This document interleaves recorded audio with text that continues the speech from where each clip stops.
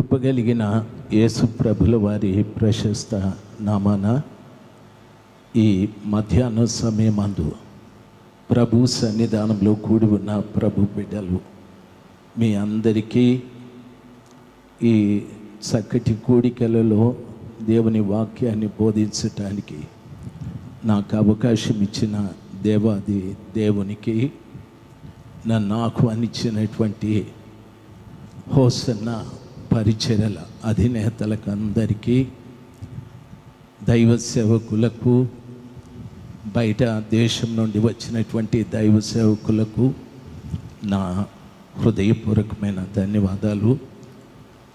ముందు కూర్చున్న అక్కోళ్ళకు కూడా యేసు ప్రభుల వారి నామంలో నా హృదయపూర్వకమైన ధన్యవాదాలు చెల్లించుకుంటున్నాను. ప్రేమక్క గారు, రూతక్క గారిని కూడా హృదయపూర్వకంగా ధన్యవాదాలు. పరిశుద్ధ గ్రంథమైన బైబిల్లో హబక్కుకు అనే పుస్తకం 3వ అధ్యాయం మొదటి 1, 2, 3 వచనాలలో ఉన్న విషయాలు ఈ మధ్యాహ్న సమయమందు ధ్యానించడానికి ప్రభు మనకు కృప దయచేయని. పరిశుద్ధ గ్రంథమైన బైబిల్లో హబక్కుకు 3వ అధ్యాయం. ప్రవక్తయగు హబక్కుకు చేసిన ప్రార్థన వాద్యములతో పాడదగినది. యెహోవా, నిన్ను గూర్చిన వార్త విని నేను భయపడుచున్నాను. యెహోవా, సంవత్సరములు జరుగుచుండగా నీ కార్యములు నూతనపరచుము. సంవత్సరములు జరుగుచుండగా దానిని తెలియజేయము. కోపించుచునే వాత్సల్యమును జ్ఞాపకమునకు తెచ్చుకొనొచ్చు. దేవుడు తేమానులో నుండి బయలుదేరుచున్నాడు. పరిశుద్ధ దేవుడు పారానులో నుండి వేంచేయుచున్నాడు. ఆయన మహిమ ఆకాశ మండలం అంతటను కనబడుచున్నది. భూమి ఆయన ప్రభావంతో నిండి ఉన్నది. ప్రవక్త అయినటు హబక్కుకు ద్వారా దేవుడు బయలుపరిచిన ఈ సత్యాలు ఈ మధ్యాహ్న సమయమందు కొద్దిసేపు మనం వినటానికి ప్రభు సహాయం చేయని. దేవుని వాక్యం సెలవిస్తుంది 2వ వచనంలో, యెహోవా నిన్ను గూర్చిన వార్త విని నేను భయపడుచున్నాను అని అంటూ ఉన్నాడు. చాలామందికి దేవుని గూర్చిన మాటలు విని భయం లేదు.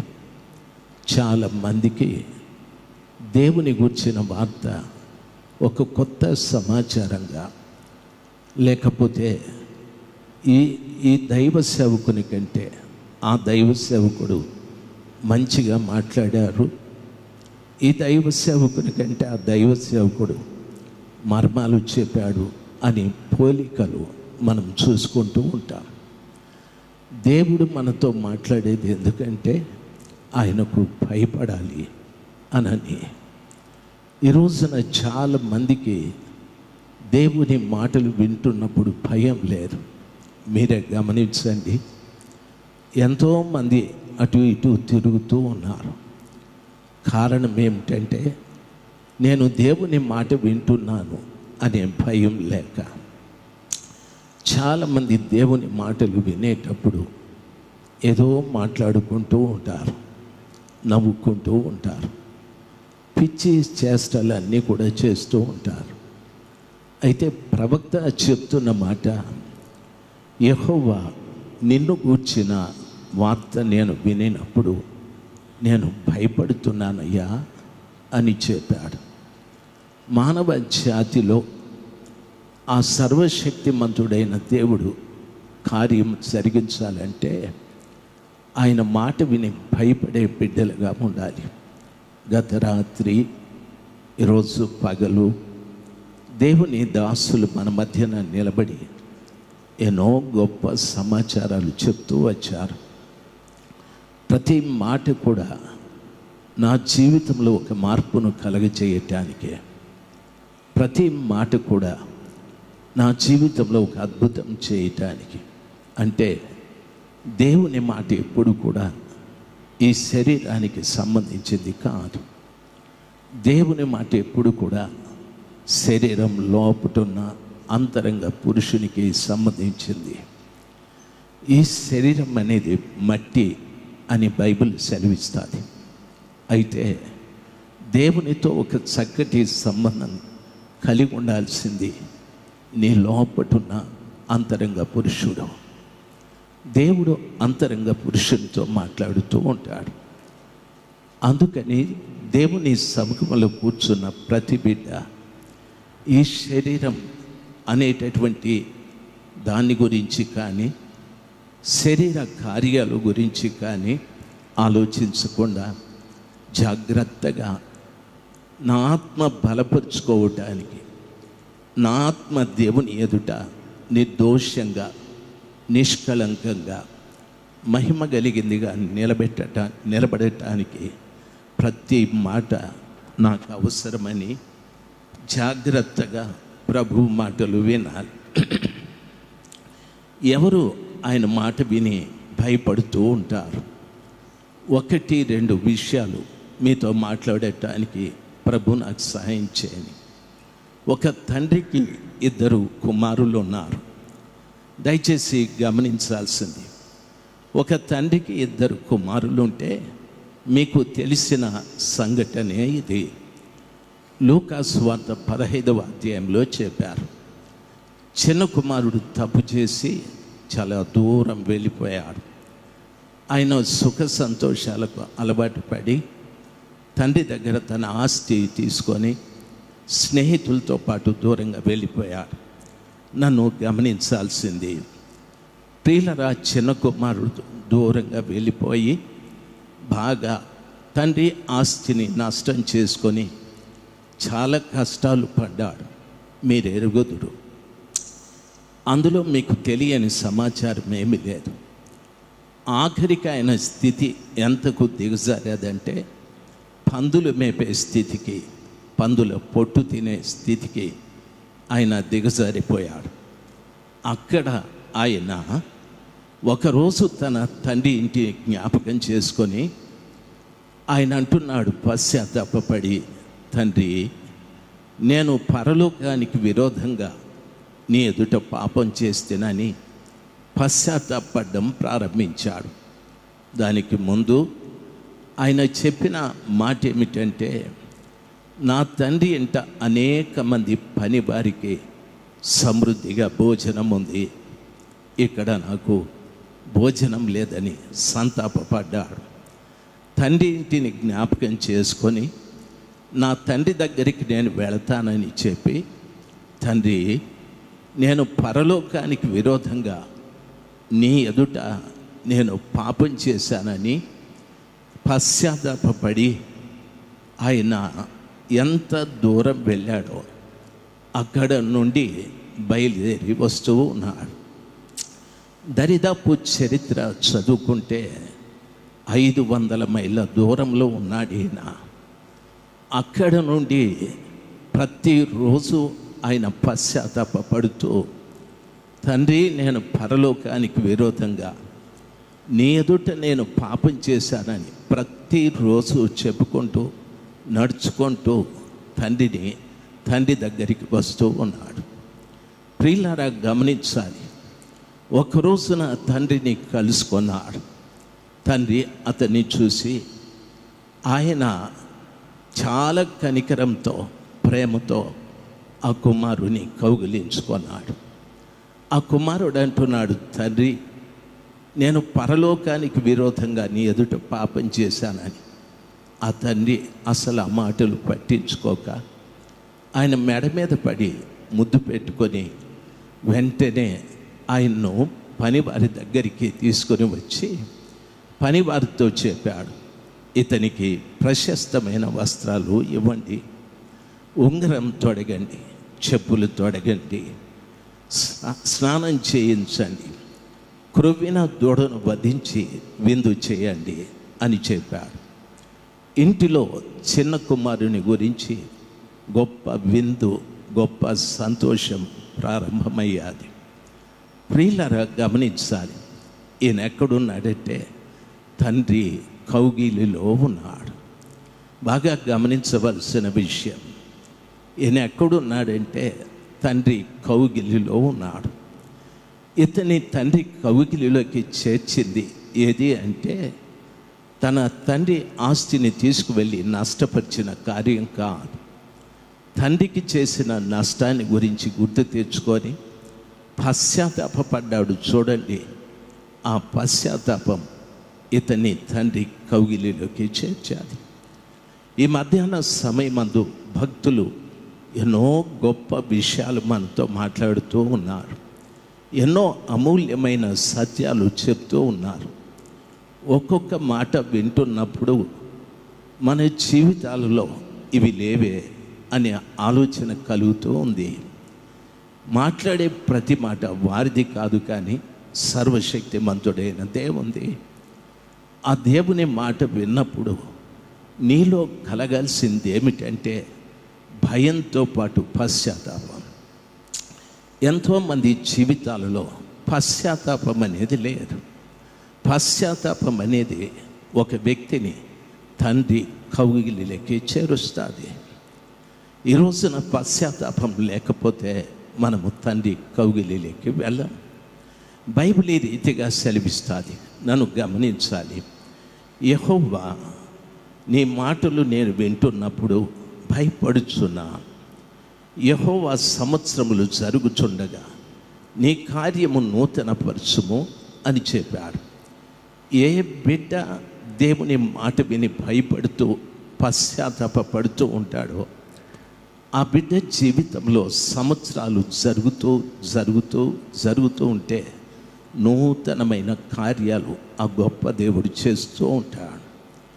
నూతనమైన కార్యాలంటే కారు కొన్నాను, ఇల్లు కట్టాను, అమెరికా వెళ్ళాను, లేకపోతే నా పిల్లలు సాఫ్ట్వేరు, లేకపోతే ఇంకొకటి, మేము బాగా పొలాలు కొన్నాము, ఇలాంటివి కాదు. ఇవి లోక సంబంధమైనటువంటి విషయాలు. దేవుడు నీలో నూతనపరిచే కార్యాలు సంవత్సరం ఏమి అంటే ఆయనకు సంబంధించినవి నీలో ప్రారంభిస్తాడు. దేవునికి సంబంధించినది ఏది అంటే మొట్టమొదటిది ప్రేమ.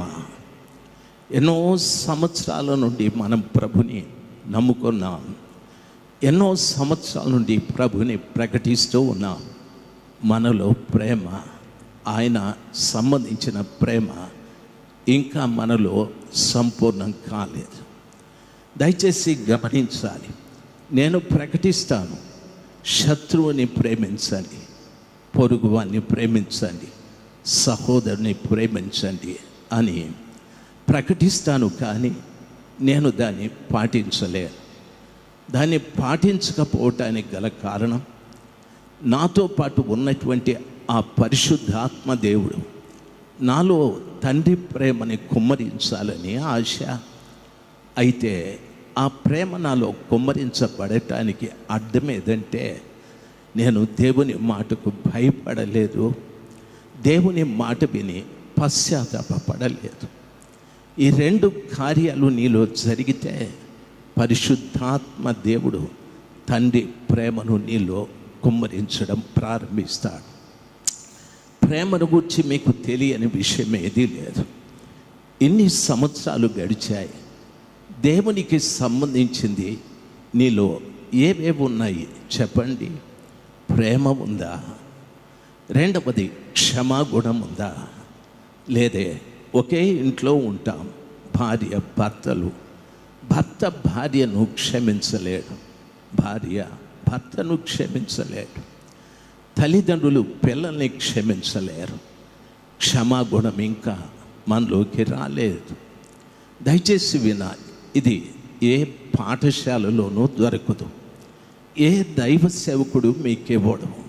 సంవత్సరాలు గడుస్తూ ఉంటే ఆ కృపగల దేవుడే ఆ ప్రేమను నీలో నింపాలి, ఆ క్షమాగుణం నీలో నింపాలి. సంవత్సరములు గడుస్తున్న ప్రేమ లేని తనము, క్షమాపణ లేని కార్యాలు ఎన్నో ఉన్నాయి.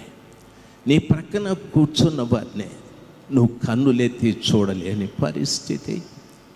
నీకు వందనాలు చెప్పిన వారిని చూసి ముఖం చాటేసుకునే పరిస్థితి. ఎన్నో పర్యాయాలు నీతో పాటు ఉన్నవారిని చూసి అసహించుకునే పరిస్థితి.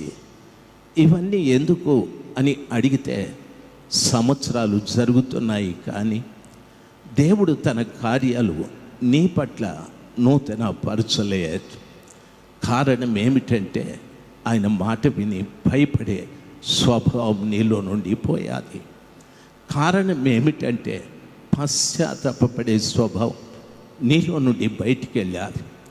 చాలా నష్టపరిచిన కుమారుడేనా, తండ్రిని దుఃఖపరిచిన కుమారుడేనా, అయినా పశ్చాత్తాపపడిన కారణాన తండ్రి కౌగిలిలోకి చేర్చుకున్నాడు. దయచేసి పెద్ద కుమారుడు ఇప్పుడు పొలంలో నుండి వచ్చాడని వాక్యం సెలవిస్తుంది. పెద్ద కుమారుడు ఇంట్లోనే ఉన్నాడు, చిన్న కుమారుడు ఇంటి బయట ఉన్నాడు. ఈ పెద్ద కుమారుడు ఇంట్లో ఉండి ఆ ఇంట్లో జరుగుతున్నటువంటి ఆ విందు వినోదాలని చూసి పనివారిని అడిగాడు, ఏం జరుగుతుంది ఇక్కడ అని. పనివారు అంటున్నారు, నీ తమ్ముడు వెళ్ళిపోయాడు కదా, ఆయన తిరిగి వచ్చాడు, అందుకని మీ తండ్రి గారు ఈ విందంతా ఏర్పాటు చేశాడంటే ఆయన ఇంట్లోకి రాలేదు, బయటే నిలబడ్డాడు. బైబిల్ సెలవిస్తాడు, ఆయన కోపపడి అక్కడే నిలబడ్డాడు. తండ్రి చిన్న కుమారుని వద్ద నుండి పెద్ద కుమారుని దగ్గరికి వచ్చి, బాబు రా లోపలికి అంటే ఆయన అంటున్నాడు, ఎన్నో సంవత్సరాల నుండి నీ దగ్గర ఉన్నాను, నిన్ను సేవిస్తూ ఉన్నా, కనీసం నాకు విందు చేసుకోవటానికి ఒక మేక పిల్లనివ్వలేదే నీవు అని అన్నాడు. దయచేసి గమనించాలి, ఇంట్లో ఉన్నవాడిని తండ్రి ఆహ్వానిస్తున్నా పెద్ద కుమారుడు అంటున్నాడు, ఏమనో తెలుసా, ఎన్నో ఏళ్ల నుండి నేను నిన్ను సేవిస్తూ ఉన్నా, కానీ విందు చేసుకోవటానికి ఒక మేక పిల్ల ఇవ్వలేదు నాకు అనని. ఆ తండ్రి అంటున్నాడు, నాకున్నవన్నీ కూడా నీవే కదా అని అంటే పెద్ద కొడుకు అస్సలు ఇంట్లోకి రాలేదు. దయచేసి గమనించాల్సింది, పెద్ద కొడుక్కి కోపం ఉంది, పెద్ద కొడుక్కి ఆ తమ్ముడిని చూస్తే అసూయ ఉంది, పెద్ద కొడుక్కి ఆ తమ్ముడిని చూస్తే ద్వేషం ఉంది. అయితే చిన్న కొడుకు చెడ్డవాడే కానీ తాను చేసిన తప్పును తెలుసుకొని పశ్చాత్తాపడ్డ కారణాన ఇప్పుడు తండ్రి కౌగిలిలోకి వచ్చాడు. పెద్ద కొడుకు తండ్రితో ఉంటూ, తండ్రి ఇంటిలో ఉంటూ పశ్చాత్తాపం లేక, కోపపడి, ప్రేమ లేక, ద్వేషముతో నింపబడి, క్షమించే గుణము లేక, ఇతరులను అసహ్యించుకుంటూ ఇంటి బయటే నిలబడ్డాడు. దయచేసి గమనించాలి, ఈ మధ్యాహ్న సమయమందు మీరు ఆలోచించాల్సింది, మీరు పెద్ద కొడుకులాగా ఇంటి బయట ఉన్నారా, చిన్న కొడుకులాగా పశ్చాత్తాపడి తండ్రి కౌగిలిలోకి వచ్చారా? ఆలోచించండి. హబ్బకుకు అంటే ప్రేమతో కౌగిలించుకొనుట అని అర్థం. ఈ రాత్రి సమయం ఈ మధ్యాహ్న సమయమందు 2 గుంపులు ఉన్నాయి. కృపగల దేవుని కౌగిలిలో ఉన్నవారు కొంతమంది ఉన్నారు, కౌగిలి బయట ఉన్నవారు కొంతమంది ఉన్నారు. కృపగల దేవుని ఇంటిలో ఉన్నవారు కొందరు ఉన్నారు. ఇంటిలో ఉంటూ అసూయ చేత, కోపము చేత, పగ చేత ఇంట్లోకి రమ్మని పిలిచినా రాకుండా బయట ఉన్న పెద్ద కుమారులలాగా కొంతమంది ఉన్నారు. దయచేసి వినాలి, నీవు ఏ గుంపుకు సంబంధించిన వాడివో ఆలోచించాలి. బైబిల్ సెలవిస్తుంది, పశ్చాత్తాపం, దేవుని మాట విని భయపడితే సర్వశక్తిమంతుడైన దేవుని కౌగిలిలో నీవు చేర్చబడతావు. ఈ 1, 2, 3, 4 రోజులు దేవుని వాక్యం విని పశ్చాత్తాపం అనేది లేకుండా దేవుని మాట విని భయం అనేది లేకుండా వెళ్ళిపోతే ఆ పెద్ద కుమారుడిలాగానే ఇంటిలో నుండి బయట నిలబడవలసి వస్తుంది. ప్రియులారా, గమనించాలి. ఇన్ని సంవత్సరాలు మన జీవితంలో చెప్తూ ఉంటాం, మీరు ఎంతకాలమైంది ప్రభుని నమ్ముకొని. చాలామంది చెప్తారు 20 సంవత్సరాలు, 30 సంవత్సరాలు, 15 సంవత్సరాలు. ఇన్ని సంవత్సరాల నుండి దేవుడు నీకేం కలుగజేశాడు? మనం చెప్తాం, నాకు ఆస్తి సంపాదించుకున్నాను, భూములు కొన్నాను, మంచి కారు కొన్నాను, నాకు బంగారం ఇచ్చాడు. సార్, అవన్నీ ఇక్కడ వదిలిపెట్టాల్సిందే సార్. నీ లోపట ఉన్న ఆంతర్య పురుషుడు ఏ రీతిగా పరివర్తన చెందుతున్నాడో ఆలోచించండి. ఆయన ప్రభు ప్రేమని సంపాదించుకున్నాడా? ప్రభువుకున్న క్షమాగుణం ఆయన కలిగి ఉన్నాడా? ప్రభువుకున్న తగ్గింపు ఆయన కలిగి ఉన్నాడా? ప్రభువుకున్న వినయం ఆయన కలిగి ఉన్నాడా? అంతరంగ పురుషుల్లో దేవుడు ప్రతి సంవత్సరం కూడా ఏదో నూతనమైన కార్యాలు చేయాలని ఆశ. ప్రతి సంవత్సరం కూడా ఈ గుడారాలకు నేను వచ్చానని నేను అనుకోవద్దు.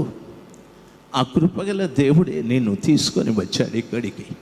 కనీసం ఈ సంవత్సరమైనా నీవు మారుతావేమో అని, కనీసం ఈ సంవత్సరమైనా నీ జీవితంలో ఒక మార్పు కలుగుతుందేమోనని, కనీసం ఈ సంవత్సరమైనా నీవు పశ్చాత్తాప పడతావేమోనని. ఒక దైవజనుని తరువాత మరొక దైవజనుని ద్వారా ఆయన మాటలు మనకు వినిపిస్తూ ఉన్నాడు. దైవ సేవకులు చెప్పినట్లుగా ఆ కృపగల దేవుని యొక్క ప్రవాహం మన మీద, వాక్య ప్రవాహం ప్రవహిస్తూ ఉంది. అయితే చాలామంది పెడచెవిని పెట్టి వెళ్ళిపోతూ ఉన్నారు. పెడచెవిని పెట్టండి, భయపడద్దండి, పశ్చాత్తాప పడద్దండి. ఇంటి బయట ఉన్న కుమారుడిలాగా మారిపోతాం. పశ్చాత్తాపడి వచ్చిన ఈ కుమారుడు ఎవరు? ఇంటి బయట ఉన్న ఆ కుమారుడు ఎవరు అంటే, ఎన్నో శ్రమలు పడుపాట్లు పడి, ఎన్నో ఇబ్బందులు పడి పశ్చాత్తాపడి వచ్చిన ఈయన ఇశ్రాయేలు ప్రజలకు సంబంధించి వ్యక్తి.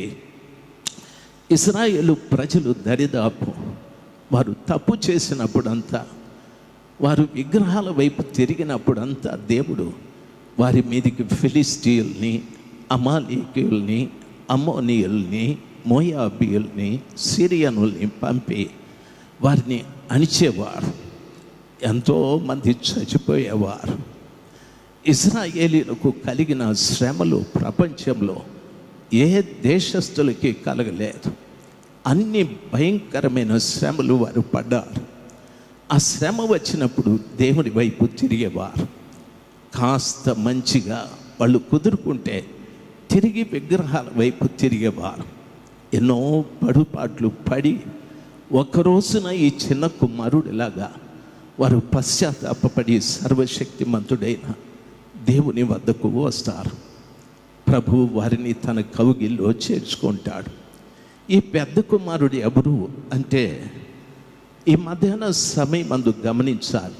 పెద్ద కుమారుడు ఈ రోజున ఈ నూతన సంఘమే. దైవ సేవకుడు చెప్పినట్లుగా ఆ పరలోకపు పట్టణానికి సంబంధించిన సంఘమే, మనమే. ప్రియులారా, ఎందుకు మనం పెద్ద కుమారుడు అంటే, బైబిల్ ఈ రీతిగా సెలవిస్తారు. యాకోబు పత్రిక 1వ అధ్యాయం 18వ వచనంలో చెప్పబడిన మాట, సృష్టి అంతటిలో మీరు ప్రథమ ఫలముగా ఉండు నిమిత్తము ఆయన తన సంకల్పానుసారముగా సత్యవాక్యము వలన మిమ్మును కనెను అని అంటాడు. దేవుడు తన వాక్కు ద్వారా మనల్ని కనాలి అనే ఆశ. అంటే నేను లోకంలో ఉన్నాను, సాతాను కార్యాలు ఎన్నో ఉన్నాయి, పనికిరాని జీవితం ఎంతో ఉంది. అందుకనే ఆ కృపగల దేవుడు తన వాక్యము ద్వారా నన్ను కంటే సాతానుడితో చెప్తాడు, సాతానా, ఇతన్ని నేను కన్నాను, వీడు నా బిడ్డ, నా వాక్యంతో కన్నానని ప్రభులు వారు సెలవిస్తారు. అందుకని వాక్యం వినేటప్పుడు జాగ్రత్తగా విని భయపడి పశ్చాత్తాపపడి ఆయన పాదాల చెంత మోకరించి, ప్రభా నన్ను క్షమించండి, నన్ను క్షమించండి, సంవత్సరములు గడిచిన నాలో నూతనమైన కార్యాలేవి కూడా లేవు, నన్ను క్షమించమని ఒకప్పుడు పశ్చాత్తాపడిన బిడ్డ ఎప్పుడు తాను పశ్చాత్తాపడ్డాడో ఆ కృపగల దేవుడు సిలువలో కార్చిన ప్రశస్తమైన రక్తముతో ఇతన్ని కడిగి శుద్ధీకరించి ఇంట్లో చేర్చుకున్నాడు. తన తండ్రి ఇంటిలో తనున్నాడు. అయితే బైబిల్ సెలవిస్తారు, ఇతడు పొలంలో నుండి వచ్చాడని. తండ్రిని విడిచిపెట్టి పోలేదు, పొలం పని చేస్తూ ఉన్నాడు. అంటే సువార్త ప్రకటిస్తూ ఉన్నాడు, దేవుని పరిచర్యలో ఉన్నాడు. సర్వశక్తిమంతుడైన దేవుని గురించి అనేకులకు చెప్తున్నాడు. కుటుంబము ద్వారా, వ్యక్తిగతంగా అనేకులకి మీ సాక్ష్యము ద్వారా, మీ పాటల ద్వారా, దేవుడు మీకు కలగజేసిన స్వస్థతల ద్వారా, దేవుడు మీకు కలగజేసిన మార్పు ద్వారా అనేకులకి మీరు చెప్తూ ఉన్నారు. పొలంలో నుండి వచ్చాడు ఈ బిడ్డ. అయితే తండ్రి ఇంటిలో ఉంటూ పొలం పని చేస్తూ కోపమున్న కారణాన, ద్వేషమున్న కారణాన, అసూయ ఉన్న కారణాన తండ్రి పిలుస్తూ ఉన్నాడు, రా బాబు ఇంట్లోకి, నావన్నీ నీవే కదా అని చెప్పాడు. నావన్నీ నీవే అని చెప్పాడు. ఎంత శ్రేష్టమైన మాట. తండ్రి ఆహ్వానాన్ని కూడా తిరస్కరించాడు. కారణం తాను కోపముంది కాబట్టి, అసూయ ఉంది కాబట్టి, ద్వేషం ఉంది కాబట్టి, పశ్చాత్తాపడిన వ్యక్తిని గూర్చి, దేవుని మాట విని భయపడిన వ్యక్తిని గూర్చి, పరలోకం ఎదుట ప్రాధేయపడి ప్రార్థించిన వ్యక్తిని బట్టి అసూయ పడుతున్నాడు. అయ్యలారా, దయచేసి గమనించాల్సింది, నా 2 చేతులు జోడించి నమస్కరిస్తాను. మనం ఎంతకాలం బ్రతుకుతామో తెలియదు. మన ఆయు పరిమాణం ఎన్ని సంవత్సరాలని ఎవరికీ తెలియదు. దేవుని అద్భుతమైన కనికరాన్ని బట్టి ఆయన ప్రేమతో మనల్ని స్థలంలోకి తీసుకొని వచ్చాడు. 2 కొడుకుల్లో మీరెవరో ఆలోచించండి. ఎందుకు విషయాన్ని మీకు ఒత్తిడి చేసి చెప్తున్నానంటే, ఆ 3వ వచనంలో చెప్పబడింది, దేవుడు తేమానులో నుండి బయలుదేరుచున్నాడు, పరిశుద్ధ దేవుడు పారానులో నుండి వేంచేయుచున్నాడని చెప్పాడు. దేవుడు తేమానులో నుండి బయలుదేరుచున్నాడు అని చెప్పాడు. తేమాను అంటే కుడి చేతి వైపు అని అర్థం. నన్ను బాగా గమనించాలి. దేవుడు ఎక్కడి నుండి బయలుదేరాడంటే కుడి చేతి వైపు నుండి బయలుదేరాడని వాక్యం సెలవిస్తుంది. ఈ మధ్యాహ్న సమయమందు గమనించాలి, చాలామంది భక్తులు మాట్లాడుతూ యేసు ప్రభుల వారి రాక సమీపిస్తూ ఉంది, దానికి సూచనలు ఇలాగున్నాయి, దానికి సూచనలు అలాగున్నాయి అని చెప్తూ ఉన్నారు. అయితే ప్రజలు దాని కొరకు సిద్ధపడడం లేదు. హబ్బక్కు గారు కూడా చెప్పారు. ఏమని చెప్తున్నారో తెలుసా? దేవుడు తేమానులో నుండి బయలుదేరాడు అనగా ఆ కృపగల దేవుడు కుడి చేతి వైపు నుండి బయలుదేరాడు. ఎక్కడికి అని అడిగితే తండ్రి ఇల్లు అని చెప్పబడిన సంఘం కొరకు ఆయన బయలుదేరి వస్తూ ఉన్నాడు. ఆ సంఘంలో దేవునికి భయపడి పశ్చాత్తాపడిన వ్యక్తిగా ఉన్నావా? ఆ సంఘంలో అసూయ, ద్వేషము, కోపాలతో ఇంటి బయట ఉన్నావా? తండ్రి కౌగిలిలో నీవు ఉన్నావా? తండ్రి ఆహ్వానిస్తున్నా ఆయనను తిరస్కరించి దూరంగా ఉన్నావా? దేవుడు కుడి చేతి నుండి కుడివైపు నుండి బయలుదేరాడు. పరిశుద్ధ గ్రంథమైన బైబిల్లో మార్కు సువార్త 16:19 చదువుకుంటే బైబిల్ ఈ రీతిగా సెలవిస్తారు. యేసు ప్రభుల వారు పునరుద్ధానుడై లేచి ఆయన తండ్రి కుడి పార్శ్వమున కూర్చున్నాడని వాక్యం సెలవిస్తారు. దేవుని వాక్యంలో తేమాను అంటే కుడి చేతి వైపు అని. యేసు ప్రభుల వారు తండ్రి కుడి పార్శ్వాన కూర్చున్నాడు. ఎందుకు అక్కడ కూర్చున్నాడు ఆయన అని మీరు అడిగితే బైబిల్ ఈ రీతిగా సెలవిస్తారు. దేవుని వాక్యాలు మీరు ఇంటికి వెళ్ళిన తర్వాత చదవండి, సమయం లేదు.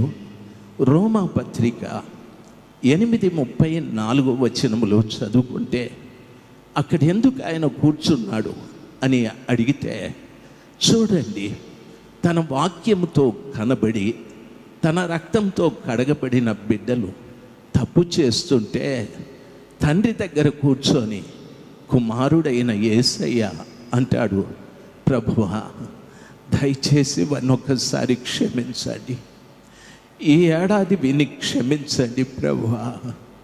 ఎన్నో మాటలు వింటున్నాడు కానీ మీ భయం లేదు ఈ బిడ్డకు, పశ్చాత్తాపం లేదు ఈ బిడ్డకు. సంవత్సరాలు జరుగుతూ ఉన్నాయి, మీ నూతనమైన కార్యాల బిడ్డలకి ప్రవేశించలేకపోతున్నాయి. మీ ప్రేమ గురించి తెలుసు, మీ ప్రేమ గురించి మాట్లాడుతున్నాడు.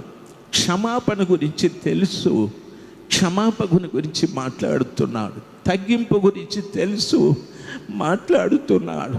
అవి తనలోకి ప్రవేశించలేదు. ఎందుకంటే ఒక తప్పితం ఉంది. తండ్రి, ఇతడు నా వాక్యంతో కనబడినవాడు, నా రక్తంతో కడగబడినవాడు. ఒక్కసారి తండ్రి ఈ బిడ్డను క్షమించండి, ఇదిగో నా చేతిలో ఉన్నటువంటి రక్తంతో మరలా ఒక్కసారి బిడ్డను కడగటానికి సహాయం చేయమని నా యేసు ప్రభుల వారు తండ్రి దగ్గర కూర్చొని విజ్ఞాపనం చేస్తూ ఉన్నాడు. తమ్ముడు, నువ్వు చేసే వ్యభిచారం కావచ్చు, చెలెమ నువ్వు చేసే వ్యభిచారం కావచ్చు, తమ్ముడు నువ్వు మాట్లాడే దుర్భాషలు కావచ్చు, నీ జీవితంలో ఉన్న సనుగుళ్ళు గొనుగుళ్ళు కావచ్చు, నీ జీవితంలో దేవునికి వ్యతిరేకమైన కార్యాలు కావచ్చు. ఒకసారి దేవుని పాదముల చెంత పశ్చాత్తాపడి ఆయన రక్తంతో కడగబడి ఆయన వాక్యంతో కనబడిన బిడ్డలు తప్పు చేస్తే ఎలాగైనా తండ్రి వారిని తన ఇంట్లోకి తీసుకురావాలని తండ్రి కుడి పార్శ్వమున కూర్చొని విజ్ఞాపనం చేస్తూ ఉన్నాడు. దయచేసి గమనించాలి, నీ భక్తి అనుకోకు, లేకపోతే నీ శక్తి అనుకోకు, లేక నీ జ్ఞానం అనుకోకు, లేక నీ ప్రజ్ఞ అనుకోకు. కేవలం ఒక్కసారి ప్రభు తన వాక్యముతో నిన్ను కన్నాడు కాబట్టి, కేవలం ఆయన ప్రశస్తమైన రక్తముతో నిన్ను కడిగాడు కాబట్టి నిన్ను విడిచిపెట్టుకోలేక సాతానుడి వశం నువ్వు కాకుండా ఉండటానికి తండ్రి కుడి పార్శ్వాన కూర్చొని విజ్ఞాపనం చేస్తూ ఉన్నాడు. నా మాటలు అర్థమైన బిడ్డలు ఒక్కసారి హల్లెలూయా చెప్దాం, ఇంకొకసారి చెప్దాం. ప్రతి వారు గమనించాల్సింది, ఈ బిడ్డ ఇంట్లో ఉన్నాడు, ఆ బిడ్డ బయట ఉన్నాడు. ఈ రాత్రి ఈ మధ్యాహ్న సమయమందు ఆ సర్వశక్తిమంతుడైన దేవుడు తండ్రి కుడి పార్శ్వమున కూర్చొని ఏం చేస్తున్నాడు అని అడిగితే, తప్పు చేసిన ప్రతి బిడ్డ విషయమై, వెనక్కి వెళ్ళిపోయిన ప్రతి బిడ్డ విషయమై, ఇంట్లో నుండి దూరంగా ఉన్న బిడ్డ విషయమై, తండ్రి ఆహ్వానిస్తున్న రాకుండా ఉన్న బిడ్డల విషయమై ఆ పరలోకపు తండ్రి దగ్గర విజ్ఞాపనం చేస్తూ ఉన్నాడు. తమ్ముడు, ఈ మధ్యాహ్న సమయం అది ఒకవేళ ఎన్నోసార్లు నువ్వు చెప్పి ఉండొచ్చు, ఏమనో తెలుసా, ఈ కోపాన్ని నేను విడిచిపెట్టలేకపోతున్నాను, ఈ పగ నాలో నుండి ప్రక్కకు పోకపోతూ ఉంది, ఎన్నో పర్యాలు నేను ఇతరులను చూసి ద్వేషిస్తున్నాను, ఆ ద్వేషం నాలో నుండి పోకుండా ఉంది, నేనేం చేయాలి? ఏమీ చేయక్కర్లేదు. ఈ మధ్యాహ్న సమయం అంతా ఆయన పాదాల చెంత మోకరించి, నిజమే ప్రభువా, నేను ఇంటి బయట ఉన్నాను, నేను మీరు ఆహ్వానిస్తున్నా రావడం లేదు. ఈ పనికిరానివన్నీ నాలో నుండి తొలగించడానికి తండ్రి దగ్గర మీరు విజ్ఞాపనం చేస్తూ నన్ను నడిపిస్తూ ఉన్నారు. ఆ విషయం నాకు తెలియదు. చాలా పర్యాయాలు వ్యభిచారం చేశాను, చాలా పర్యాయాలు భార్యని కొట్టాను, చాలా పర్యాయాలు భర్తకు తెలియకుండా మోసం చేశాను, చాలా పర్యాయాలు డబ్బు దొంగిలించాను, చాలా పర్యాయాలు అబద్ధాలు చెప్పాను. అయినా నేను బాగున్నానంటే కేవలం తండ్రి గుడి పక్కన కూర్చొని నా కొరకు మీరు విజ్ఞాపనం చేస్తున్నారు. కాబట్టి ఈ సత్యం నీకు తెలుసో తెలియదో, ఒకవేళ ఈరోజు నువ్వు అలక్ష్యం చేసి ఇంటికి వెళ్ళిపోతే ఏదైనా జరిగితే దేవుని రాజ్యంలో ప్రవేశించడం కష్టమవుతుంది. ఈ మధ్యాహ్న సమయమందు ప్రభు చాలా వివరంగా చెప్పాడు. నేను చనిపోయి ఆరోహణుడై వెళ్ళి నా తండ్రి కుడి ప్రక్కన కూర్చున్నది ఎందుకంటే నీ కొరకు విజ్ఞాపనం చేయటానికి, వెనుకబడిన ప్రతి కుమార్తె కొరకు, వెనుకబడిన ప్రతి కుమారుడి కొరకు, నా ఇంటి నుండి బయటికి వెళ్ళిపోయిన ప్రతి బిడ్డ కొరకు.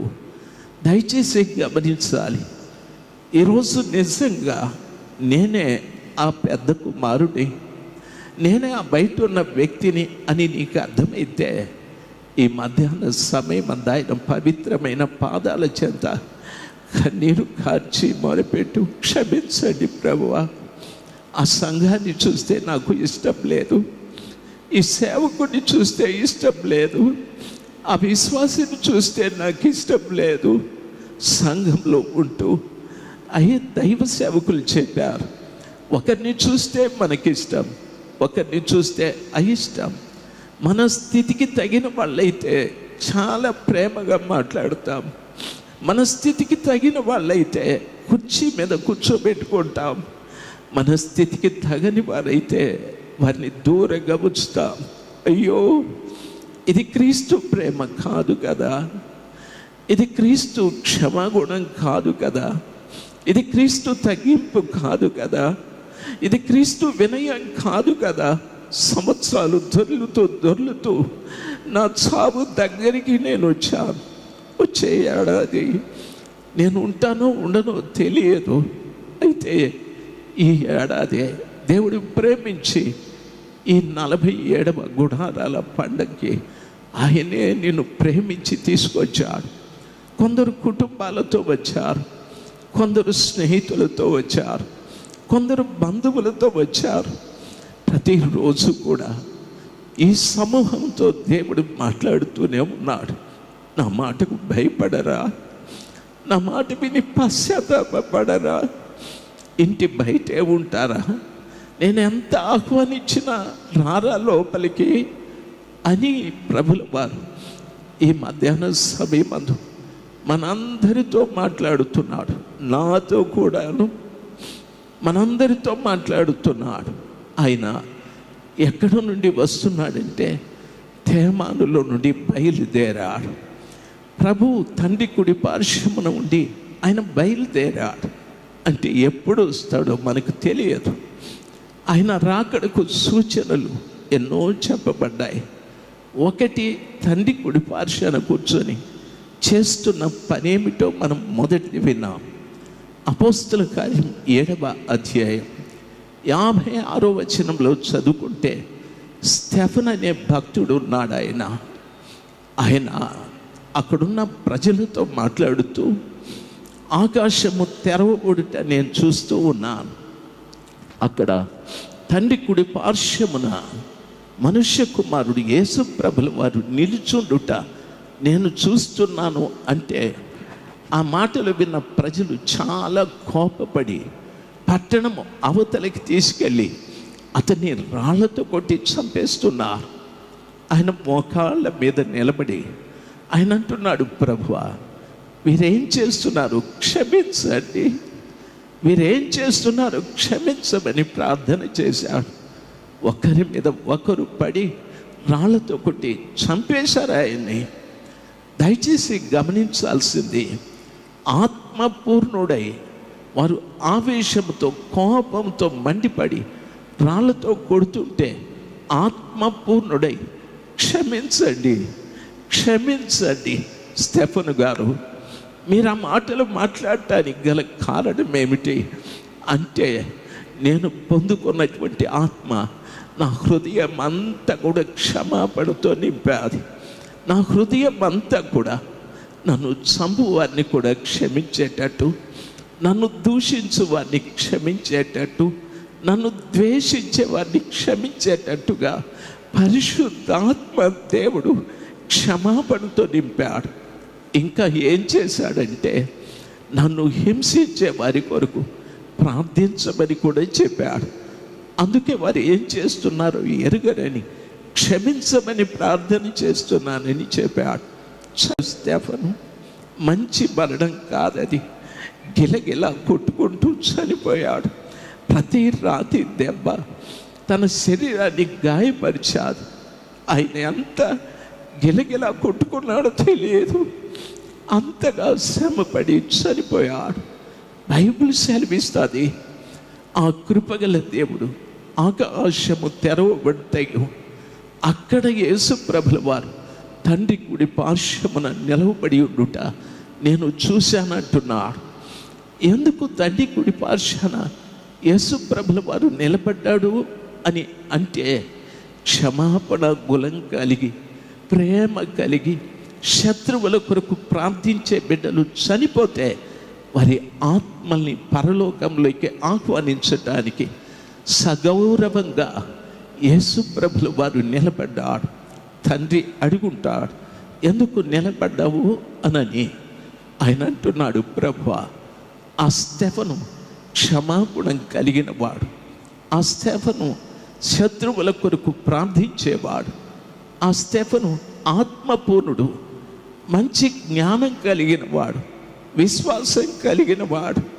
చూడండి, గిలగిలా కొట్టుకుంటూ కూడా వీరేం చేస్తున్నారో వీరెరుగరు క్షమించమని ఆ మరణ స్థితిలో ఆయన ప్రార్థిస్తున్నాడని చెప్పి ఆయన్ను నేను గౌరవించాలని తండ్రి కుడి ప్రక్కన కూర్చున్న యేసయ్య స్టెఫను ఆత్మ కొరకు లేచి నిలబడ్డాడు. బైబిల్ సెలవిస్తుంది కదా, మనుషులు చనిపోతే మట్టికి ఆత్మ తాను దయచేసిన దేవుని వద్దకు వెళుతుందని. స్టెఫను ఆత్మ వెళుతుంటే యేసు ప్రభుల వారు లేచి నిలబడ్డారు. అయ్యలారా, క్షమాపణ ఎంత గొప్పది, క్షమించేది ఎంత గొప్పది, ప్రార్థించేది శత్రువుల కొరకు ప్రార్థించేది ఎంత గొప్ప సమాచారము. అందుకే బైబిల్ సెలవిస్తాది, పరిశుద్ధ గ్రంథమైనటువంటి నీతిలో మనకు చెప్పబడిన మాట, ఎవరైనా కుడి చెంప మీద కొడితే ఎడమ చెంప చూపెట్టండి అని. ఎవరైనా మిమ్మల్ని దూషిస్తే ప్రతి దూషణ చేయొద్దండి. ఎవరైనా మీకు కీడు చేస్తే కీడు అనుభవించండి, మేలు చేయండి, ప్రతి కీడు చేయొద్దండి. దేవుని నీతి ఇది, ధర్మశాస్త్రపు నీతి కాదు, క్రొత్త నిబంధన నీతిలోనికి మనం వచ్చాం. అయినా అది నేను పాటించలేదంటే ఎలాగా ఆయన రాజ్యంలోకి ప్రవేశించగలను? దయచేసి వినాలి. ఈరోజు ఈ ఊరిలో నేను ఉండొచ్చు, రేపు ఇంకొక ఊరికి వెళ్ళొచ్చు, నేను ఇంకొక ఊరికి వెళ్ళొచ్చు. చెప్పచ్చు, రాజశేఖర్ ఊరంతా తిరుగుతాడని. ప్రయోజనం లేదు సార్. నేను ఎన్ని ఊర్లు తిరిగినా తండ్రి ఇంటికి వెళ్ళకపోతే ప్రయోజనమే లేదు సార్. తండ్రి కుడి పార్శ్వమున కూర్చున్న నా యేసు ప్రభుల వారు స్టెఫను ఆత్మ కొరకు గౌరవంగా నిలబడి ఆయన ఆత్మని ప్రేమతో ఆహ్వానిస్తూ ఉన్నాడు. ఆయన ఆత్మని తండ్రికి పరిచయం చేస్తూ ఉన్నాడు. ఇదిగో నా కొరకు దెబ్బలు తిన్నాడు, నా కొరకు మరణించాడు ఏనానని. ఎప్పుడు సార్ ఇటువంటి త్యాగం మనం కలిగి జీవించేది? ఎప్పుడు తల్లి ఇటువంటి త్యాగం కలిగి మనం జీవించేది? దయచేసి గమనించాలి. మన ఊర్లో మనకు చర్చ్ ఉంది, ఆ చర్చికి పోతూ వస్తూ ఉన్నాం. ఆ ఊర్లో ఉన్న ప్రజలందరూ కూడా మనల్ని గమనిస్తూ ఉన్నారు. ఎటువంటి వారిరని? ఎందుకు ఆ గ్రామస్తులు మారలేదు? ఎందుకు నీ కుటుంబీకులు మారలేదు? ఎందుకు నీ బంధువులు మారలేదు? నీలో మార్పు కనిపించలేదు. వాక్యము సెలవిచ్చిన రీతిగా సంవత్సరములు జరుగుతూ ఉంటే ప్రభు నీలో నూతనమైన కార్యాలు జరిగించడం లేదు. దేవుని వాక్యం సెలవిస్తారు. కనీసం ఎంతోమంది చెప్తారు, ఓ దరిదాపు 20 సంవత్సరాల నుండి గుడారాలకు వస్తున్నానని. నాతో ఒక ఆయన అంటున్నాడు, సార్ మీరు ఎన్ని సంవత్సరాల నుండి వస్తున్నారు? క్షమించండి, నాకు సంవత్సరాలు లెక్కబెట్టే కంటే నేను ప్రతి సంవత్సరం కూడా ఆయన పాదాల చెంత కన్నీరు కార్చేది నేర్చుకున్నా. గత రాత్రి కూడా మోహన్ సి లాజరస్ గారు మాట్లాడేటప్పుడు నేను ఎంతో పశ్చాత్తాపడ్డా. నేను వెతికాను, నాకు ఎవరెవరు గిట్టని వాళ్ళు, ఎవరెవరు నేను దూషించానో ద్వేషించానోనని. దయచేసి వారిని తలుచుకొని ఏడ్చాను. క్షమించు, నన్ను క్షమించు. ఇప్పుడు చనిపోతే మీ ఇంట్లోకి నేను ప్రవేశించలేనని. ఇప్పుడు రాజయ్య గారు మాట్లాడుతూ ఉంటే నేను మరలా ప్రభు దగ్గర పశ్చాత్తాపడ్డా. ప్రతిరోజు ప్రతి దైవ సేవకుని మాట నా గుండెను పిండుతూ ఉంది, పశ్చాత్తాపంలోకి నడిపిస్తూ ఉంది. నా గుండెలో భయం పుడుతూ ఉంది. ఎందుకు అని అడిగితే నేను పొందుకున్న పరిశుద్ధాత్మ నన్ను స్వచ్ఛమైన వ్యక్తిగా చేయాలని. అది హింస అయినా, ఉపద్రవమైన, కరువైన, ఏదైనా కానీ ఆ సర్వశక్తిమంతుడైన దేవుని కొరకు ఒక సంపూర్ణమైన భక్తి కలిగిన వ్యక్తిగా లోకంలో జీవించాలని.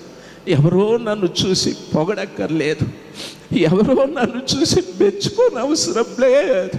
పరలోకం తలుపులు తెరిచి ఈ స్థలాన్నంతా చూస్తూ ఉంది.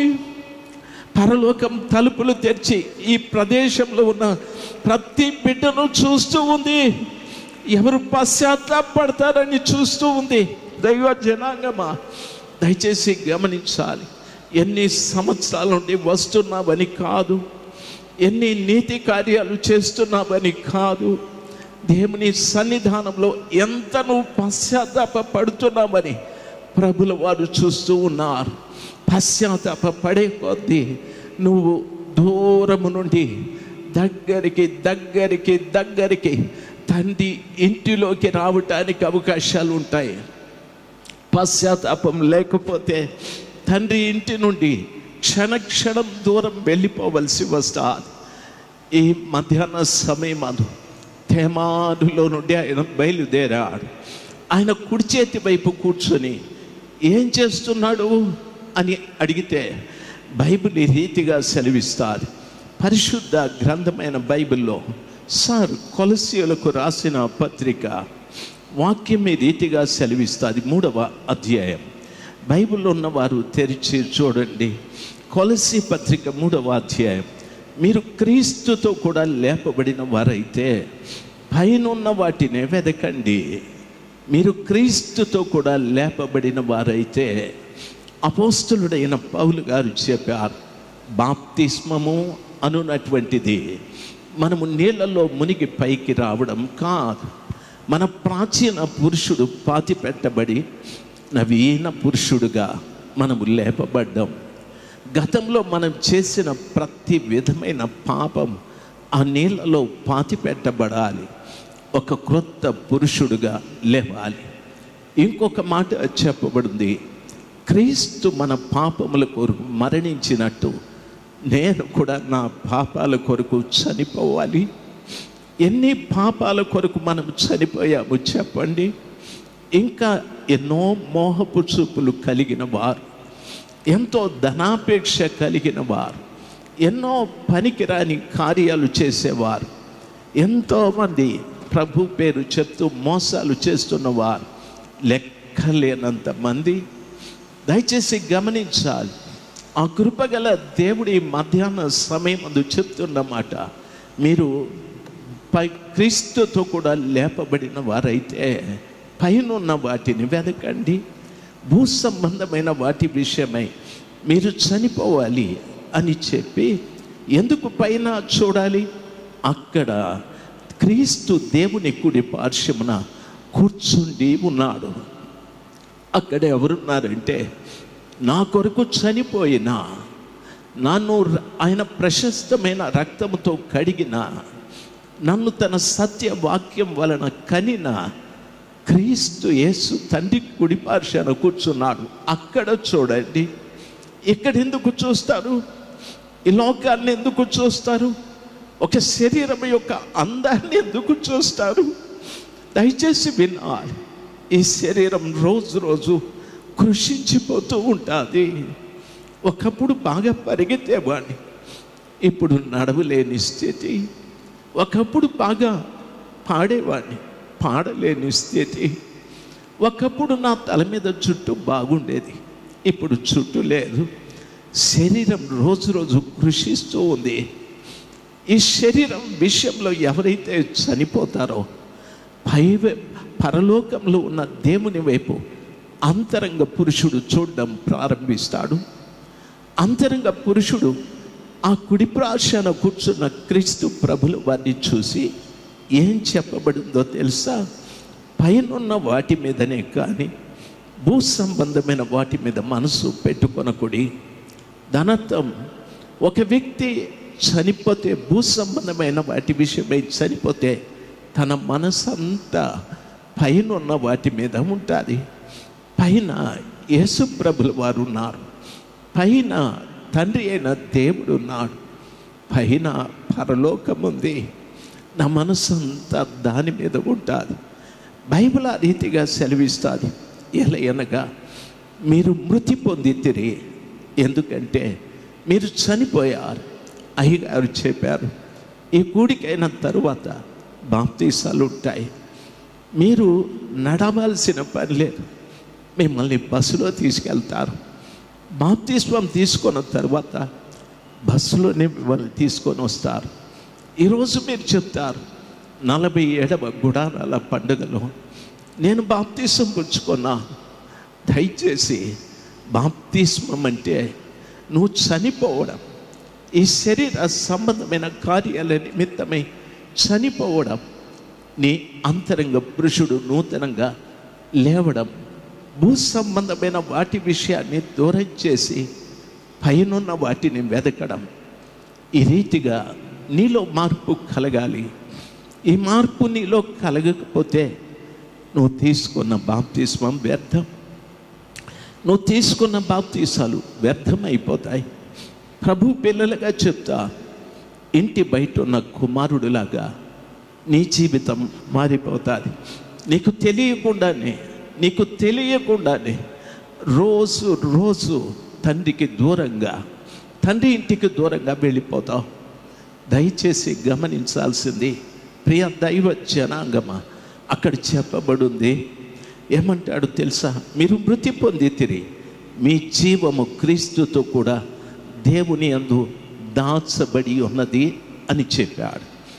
ఈ రోజున ఎవరు పశ్చాత్తాపడతారో, ఎవరు దేవుని మాట విని భయపడతారో, ఎవరు బాప్తిసం తీసుకొని తమ పాపముల విషయమై చనిపోతారో, ఎవరు పైనున్న వాటి మీద దృష్టి పెట్టి ప్రభు వైపు తమ మనస్సును తిప్పుతారో వారి జీవాన్ని ప్రభు తీసుకుంటాడు. అంటే ఈ బిడ్డ జీవాన్ని ప్రభు తీసుకొని, ప్రాణాన్ని ప్రభు తీసుకొని తనతో కూడా ఆ జీవమును తండ్రి దగ్గర దాచిపెడతాడని వాక్యం సెలవిస్తుంది. మన జీవము క్రీస్తుతో కూడా తండ్రి వద్ద దాచిపెట్టబడతాదని. ఎందుకో తెలుసా? సాతానుడు నీ ప్రాణాన్ని తిరిగి ఏదో ప్రలోభ పెట్టాలని, తిరిగి గతంలో నువ్వు చేసిన తప్పితాలు నీ ప్రాణానికి ప్రాణములో పెట్టాలని, నిన్ను ప్రోత్సహించాలని, నువ్వు చేసే తప్పితమైన కార్యాలు, రహస్యమైన పాపాలు. అయ్యగారు చెప్పారు, కొంచెం కింద పాత్రలు ఉన్నది రహస్యమైన పాపాలని. ఎందరో జీవితాలలో రహస్య పాపాలు బోలెడని ఉన్నాయి. ప్రభులు వారు అంటున్నారు, ఏమనో తెలుసా? దాని విషయమై చనిపో, నీ మనస్సు పరలోకం వైపు చూడని, నీ జీవాన్ని యేసు ప్రభుల వారు తీసుకువెళ్ళి తండ్రి దగ్గర దాచిపెడతాడు. తండ్రి దగ్గర నీ జీవం ఉంటే సాతానుడు నీ చుట్టూ తిరుగుతాడు. నీ ప్రాణాన్ని ప్రేరేపించే అనేకమైన చెడు కార్యాలు నీలో ప్రవేశింపచేయాలని ప్రయత్నం చేస్తాడు. కానీ నీ లోపల ఉన్న జీవం తండ్రి దగ్గర యేసు ప్రభు దాచిపెట్టి అక్కడ కూర్చొని అంటాడు, తండ్రి ఇదిగో ఈ కుమారుని జీవం నీ దగ్గర దాచిపెట్టా. తిరిగి అతని చుట్టూ ఎన్నో చెడు కార్యాలు తిరుగుతూ ఉన్నాయి. ఆయన చుట్టూ పగ తిరుగుతూ ఉంది. ఆయన చుట్టూ వ్యామోహం, స్త్రీ వ్యామోహం, పురుష వ్యామోహం తిరుగుతూ ఉన్నాయి. పనికిరాని చెడు ఆలోచనలు తిరుగుతున్నాయి. తండ్రి ఆ జీవము మీ దగ్గర భద్రపరిచాను. ఏమాత్రము సాతానుడు ఆయన లోపలికి వెళ్ళకుండా మీరే కాపాడాలి అని ఆ కృపగల దేవుడు మన జీవాన్ని తండ్రి దగ్గర దాచిపెట్టి మన కొరకు విజ్ఞాపనం చేస్తూ ఉన్నాడు. నా మాటలు అర్థమైన బిడ్డలు ఒక్కసారి హల్లెలూయా చెప్దాం, ఇంకొకసారి చెప్దాం. దైవ జనాంగమా, నా జీవం క్రీస్తుతో కూడా దేవుని యందు భద్రపరచబడి ఉండాలి. సార్, నన్ను గమనించాలి. యేసు ప్రభు తేమానులో నుండి వస్తూ ఉన్నాడు. ఆయన కుడి చేతి నుండి, తండ్రి కుడి చేతి వైపు నుండి బయలుదేరాడు. ఆయన బయలుదేరి ఎప్పుడు ఈ కుటుంబంలోకి వస్తాడో, ఎప్పుడు ఈ సంఘంలోకి వస్తాడో, ఈ సంఘంలోకి వచ్చినప్పుడు ఎత్తబడి వారు ఒకరు, విడిచిపెట్టబడి వారు ఒకరని వాక్యం సెలవిస్తారు.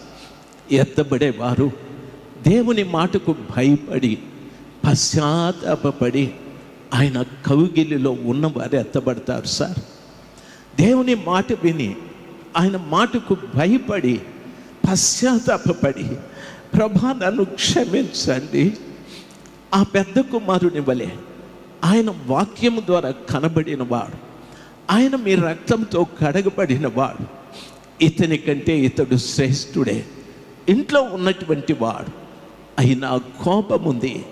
తమ్ముని చూసి కోపపడుతూ ఉన్నాడు. తమ్ముని మీద ద్వేషం ఉంది. ఆ తమ్మునికి నువ్వు కొరువిన జోడించి విందు చేశావు. ఇన్ని సంవత్సరముల నుండి నిన్ను సేవిస్తున్నా అంటే ఒక సేవకుడుగా ఉన్నాడు. తండ్రి అని పిలవలేదు. చిన్న కుమారుడు తండ్రి అని పిలిచాడు. ఈయన సేవకుడుగానే ఉన్నాడు. ఆయన యజమానునిగా చూస్తున్నాడు. దయచేసి గమనించాలి, ఈయనలో చాలా మార్పు రావాలి. వాక్యముతో కనబడింది వాస్తవమే, క్రీస్తు రక్తంతో కడగబడింది వాస్తవమే. దేవుని మాట అంటే భయం లేదు. దేవుని మాట విని పశ్చాత్తాపడేది లేదు. కారణం, ఆ భయము పశ్చాత్తాపం తనలోకి రాకుండా తనలో కోపం అడ్డుగా నిలబడ్డది, తనలో ద్వేషం అడ్డుగా నిలబడ్డది, తనలో అసూయ అడ్డుగా నిలబడ్డది, తనలో పగ అడ్డుగా నిలబడ్డది.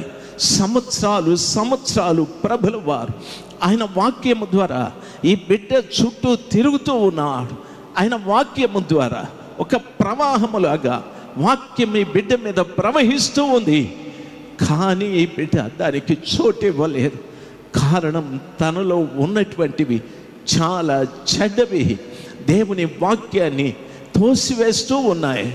దేవుని వాక్యం వినేనంతసేపు బాగుందనుకుంటున్నాడు, కానీ పశ్చాత్తాపడు విషయంలో మాత్రము తాను బాగుపడలేదు.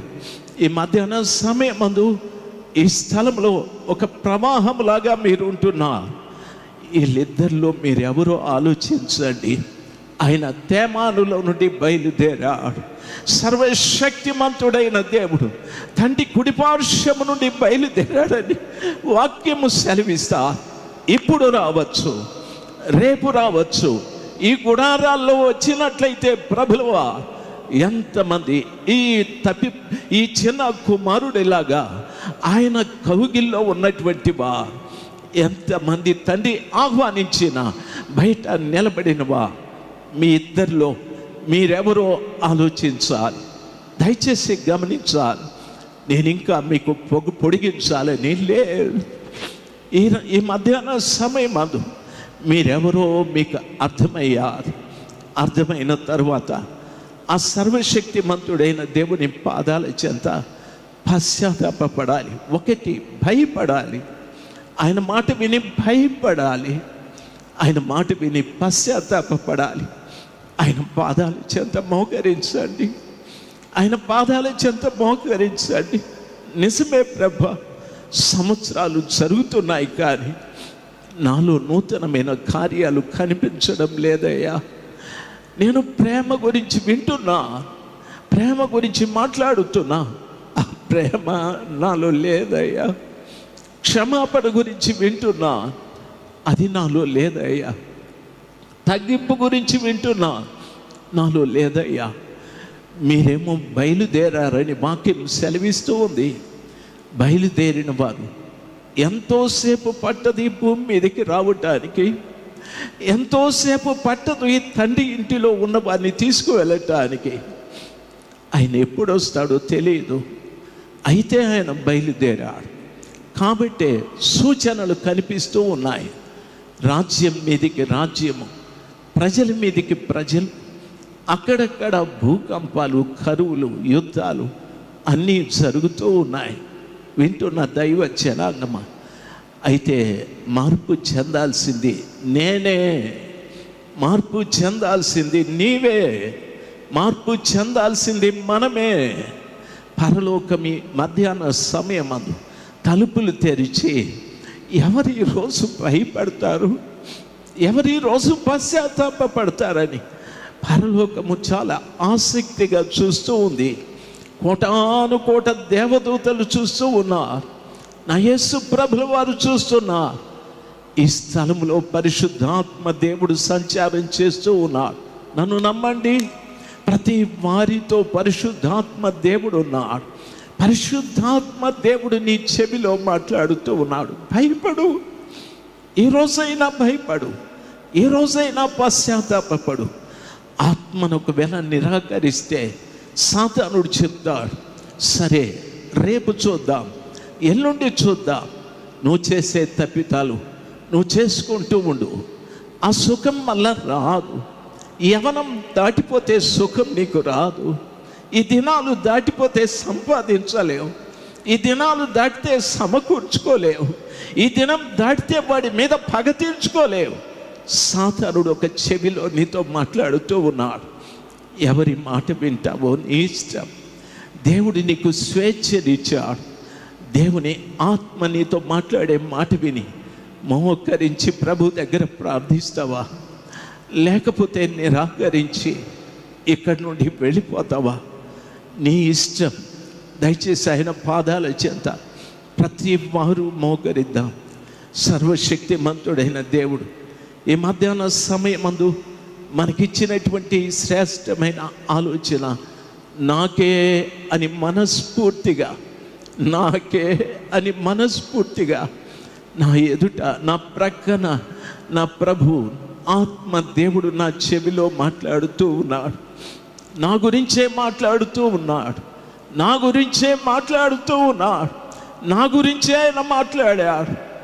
నా కుటుంబంలో ఉన్న అసమాధానానికి కారణం, నా కుటుంబంలో ఉన్న నెమ్మది లేని తనానికి కారణం, నా పిల్లల భవిష్యత్తు పాడైపోవటానికి కారణం ఇదిగో పశ్చాత్తాపం లేక, దేవుని మాట విని భయపడక, ఈ మధ్యాహ్న సమయమందు నా ప్రభువు నాకు సెలవిచ్చిన రీతిగా, ప్రభువా ప్రభువా నీ మాట విన్నానయ్యా, నా హృదయంలో భయం కలుగుతూ ఉంది.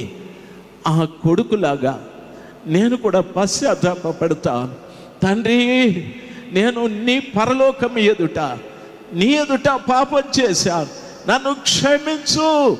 ఒక్క మాట, నన్ను క్షమించు. ఒక్క మాట.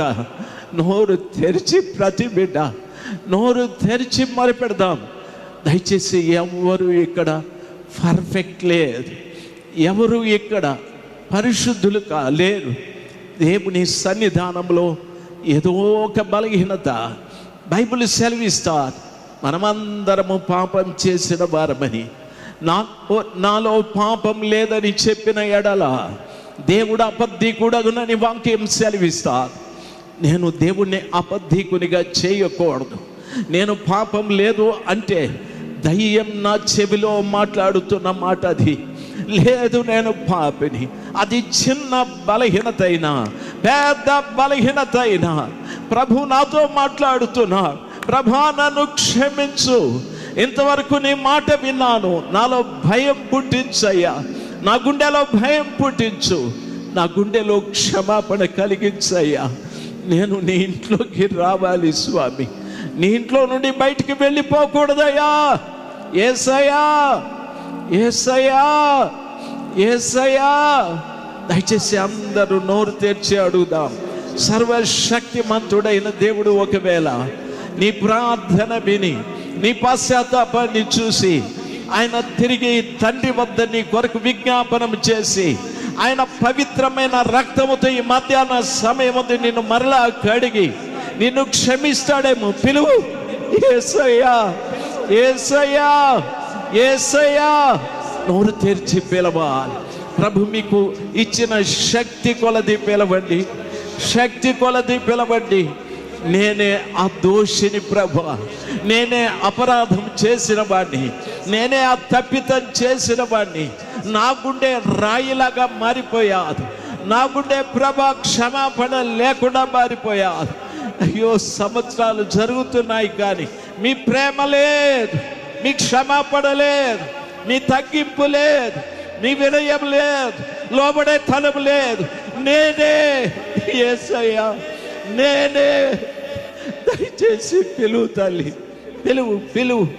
నా ప్రియమైన తండ్రి, సర్వశక్తిమంతుడైన దేవుడు ఈ మధ్యాహ్న సమయమందు నీ జీవితంలో ఒక కార్యం చేయాలి. తండ్రి దగ్గర, తండ్రి కుడి ప్రక్కన కూర్చున్న యేసయ్య నీ పశ్చాత్తాపాన్ని చూసి ఆయన తన ప్రశస్తమైన రక్తముతో కడిగి నీ లోపలున్న ప్రతి చెడు యేసు నామములో తొలగించునుగాక, తొలగించునుగాక. యేసు నామములో ప్రతి పనికిరాని కార్యము తొలగించునుగాక, తొలగించునుగాక. యేసు నామములో ప్రతి బిడ్డ శుద్ధీకరించబడుదురుగాక. ప్రతి బిడ్డ తండ్రికి విధేయుడై పశ్చాత్తాపడి తండ్రి ఇంటిలోనికి వద్దురుగాక. హల్లెలూయా, హల్లెలూయా, హల్లెలూయా. సర్వశక్తిమంతుడైన దేవుని స్వరాన్ని ఎంతవరకు మనం విన్నాం. ప్రొద్దటి నుండి 3 దైవ సేవకులు మీతో మాట్లాడారు. దయచేసి నిర్లక్ష్యం చేయకండి, అలక్ష్యం చేయకండి. కృపగల దేవుని పాదాల చెంత మనం ఆయన పాదాల చెంత మొరపెడదాం. 1 నిమిషం అంతే. దేవునికి స్తోత్రాలు. Hallelujah. Praise the lord, praise the lord. Thank you Jesus, praise the lord. Thank you lord. స్తుతి, స్తుతి. ఒక్క క్షణం అందరూ అలాగే తలలు వంచి కళ్ళు మూసి కన్నిటితో పరిశుద్ధాత్ముడు మనతో వినిపించుకున్న ప్రతి మాట ఎంతో విలువైనది, శ్రేష్టమైనది, అమూల్యమైనది. ఇంకనూ నీ కొరకు చేతులు చాచి ఉన్న తండ్రి, ఇంకనూ నిన్ను పిలుస్తూ ఉన్న తండ్రి, నిన్ను చేర్చుకోవాలని, నిన్ను ఆయన కవుగిట దాచుకోవాలని ఆహ్వానించుచున్న తండ్రి ఈ రాత్రి కూడా నీ ఎదుట నిలిచి ఉన్నాడు. ఇంకనూ ఆయన ప్రేమను తృణీకరించి ఆయన యధలో మధ్యలో చేరక ఆయన రక్తాన్ని కాళ్ళతో త్రొక్కుకుంటూ వెళతావా? ఈ రాత్రి, ఈ మధ్యాహ్న కాల వేళలో నా ప్రియమైన సహోదరులారా, వినయ విధేయతలతో మనస్కరించి శిరస్సు వంచి, నా తండ్రి, ఇదిగో నీ ఇంటిలోనికి నేను ప్రవేశించుచున్నాను, నన్ను నీ హక్కున చేర్చుకొనమని విరిగి నలిగిన హృదయంతో, పశ్చాత్తాపమైన మనసుతో ప్రభు దగ్గర కన్నీళ్లు కార్చి, నీళ్ళవలే నీ హృదయాన్ని కుమ్మరించి పశ్చాత్తాపముతో ప్రభు వైపు తిరగవలసిన క్షణమిది. అలాగే తలలు వంచి కళ్ళు మూయండి. చిన్న ప్రార్థన. ఆశ్చర్యకరుడమైన తండ్రి, నీవెంత దయగలిగిన దేవుడవయ్యా, నీవెంత ప్రేమ స్వరూపివి నాయనా, నీవు అనురాగపూర్ణుడవు, మా ఎడల విస్తారమైనటువంటి తలంపులు కలిగిన వాడవు. ఆయా సందర్భాలలో మీ ప్రేమకు మేము దూరమై, నీ కృపకు మేము దూరమై, మీ వాత్సల్యమునకు మేము దూరమై పారిపోయినప్పటికీ కూడా, మిమ్మల్ని తోలనాడినప్పటికీ కూడా, నైనా మిమ్మల్ని విసర్జించినప్పటికీ కూడా చేతులు చాచి ఆహ్వానించుచున్న తండ్రివి, ఇదిగో ఈ మధ్యాహ్న కాల వేళలో ఎందరైతే మీ వైపు చూస్తున్నారో, ఎందరైతే పశ్చాత్తాప్తులై కన్నీళ్లు కారుస్తూ ఉన్నారో వారినందరినీ నువ్వు చూచుచున్న దేవుడవునైనా, వారినందరినీ గమనించుచున్న దేవుడవునైనా, ఏ ఒక్కరిని తృణీకరించి త్రోసివేసేవాడవి కాదు.